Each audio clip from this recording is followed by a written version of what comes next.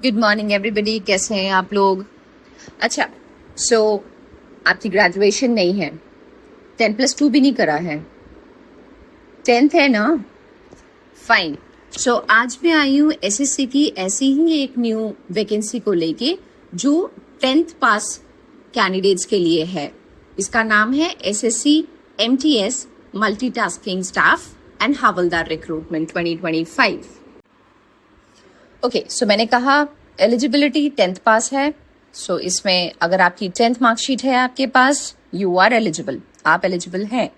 Vacancies 1075 अभी के लिए हैं और शायद रिलीज हो बढ़े, बट अभी के लिए 1075 है। सो अप्लाई कर देना, ठीक है। सैलरी लेवल 1 की रहने वाली है एज पर 7th पे commission. Job category group C में रहने वाली है, non gazetted non ministerial position. Job location across India रहने वाली है। और अच्छा, इसकी एप्लीकेशन स्टार्ट हो चुकी है कल से। सो देयर आर पीपल जो अप्लाई कर रहे हैं, आप भी अप्लाई कर दो before the deadline of 24th of July. तो सारे गवर्नमेंट वैकेंसीज के जैसे इसमें भी कुछ कुछ रिजर्वेशंस है, मैं आपको क्लैरिफाई करती हूँ। जो अनरिजर्व कैटेगरी है, जिसको हम जनरल कहते हैं, वो उसमें 447 पोजीशंस है। शेड्यूल कास्ट के लिए 137 पोजीशंस है। शेड्यूल ट्राइब के लिए 90 है। अदर बैकवर्ड कास्ट के लिए 267 पोजीशंस है। जो इकोनॉमिकल वीक सेक्शन है उसके लिए 134 पोजीशंस है। अगर कोई फिजिकली डिसेबल्ड कैटेगरी में पड़ रहा है तो उनके लिए भी 40 है। उसमें भी कैटेगरीज डिवाइड की गई हैं, तो आप एक बार चेक कर लेना। जो एक्स सर्विसमैन रह चुके हैं उनके लिए 107 पोजीशंस निकाली गई है इस वैकेंसी में। अच्छा, थोड़ी सी लोकेशन जान लेते हैं। ये जो वैकेंसीज रहने वाली है, इनकी मेजर हब रहने वाला है मुंबई, चेन्नई, दिल्ली, कोलकाता, बैंगलोर एंड अदर्स, ठीक है। क्वालिफिकेशन, अगर आपके पास 10th एग्जामिनेशन का डॉक्यूमेंट्स है तो आप अप्लाई कर दो। कट ऑफ डेट, आपके पास मार्कशीट अगर कोई अपीयर किया है इस बार 10th के लिए और वो भी अप्लाई करना चाहते हैं, तो आपके हाथ में आपकी 10th की जो मार्कशीट है वो बिफोर 1st ऑफ अगस्त 2025 होनी चाहिए, ठीक है। तो अगर आपने इस साल दिया है और आपके पास अभी तक मार्कशीट वगैरह आई नहीं है तो आप कलेक्ट कर लेना, ठीक है। इसकी जो एज लिमिट रहने वाली है वो 18 और 25 रहने वाली है, 25 अपर लिमिट। तो अगर कोई भी 2007 के बाद बॉर्न है तो वो एलिजिबल नहीं है, और 2000 के पहले अगर कोई बॉर्न है जैसे 1999, 1998, तो वो एलिजिबल नहीं है, बिकॉज वो 25 साल के ऊपर हो चुके हैं, ठीक है। थोड़ी सी अब हम सैलरी और पर्क्स वगैरह के बारे में जान लेते हैं, क्या क्या बेनिफिट मिलने वाला है। तो सैलरी लेवल 1 की रहने वाली है, जिसकी स्टार्टिंग बेसिक सैलरी 18,000 और मैक्सिमम सैलरी जो जाती है वो 56,900 तक जाती है, ठीक है। इसमें अलाउंसेस भी है, जैसे एज पर the other government positions, DA है, एचआरए है, ट्रैवलिंग अलाउंस है, पेंशन स्कीम है, मेडिकल बेनिफिट्स है, एक्सेट्रा एक्सेट्रा। तो अगर आप दिल्ली, मुंबई, अगर आप मेट्रो सिटीज़ में हैं तो आपकी थोड़ी बहुत जो सैलरी है वो डिफरेंट रहने वाली है रादर देन नॉन मेट्रो जो सिटीज़ हैं, ठीक है। क्योंकि इसमें एचआरए मेट्रो सिटीज़ में हर वक्त ज़्यादा रहता है, तो इसी बेसिस में थोड़ा सा डिफरेंस आने वाला है, थोड़ा सा डिफरेंस रहेगा मेट्रो और नॉन मेट्रो में, जो हम XYZ कैटेगरी जिसको हम बोलते हैं।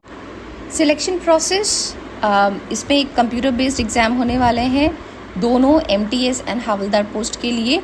फिजिकल जो एफिशिएंसी टेस्ट है वो सिर्फ हवलदार पोजीशन के लिए है, डॉक्यूमेंट वेरिफिकेशन दोनों के लिए है। अच्छा, अगर किसी की इंग्लिश या कोई हिंदी नहीं जानता है, किसी को तमिल पता है, किसी को कुछ और लैंग्वेज पता है, सो फील फ्री। इसमें आपके 13 रिलीजन लैंग्वेजेस में एग्ज़ाम कंडक्ट होंगे, including English, Hindi, Bengali, Tamil and other languages. जो कंप्यूटर बेस्ड एग्जाम रहने वाला है, जिसको हम CBE कह रहे हैं, वो एप्लीकेबल फॉर ऑल है। मार्केट में बहुत सारी बुक्स मिलती हैं, आप प्लीज़ एक बार मार्केट चेक कर लेना।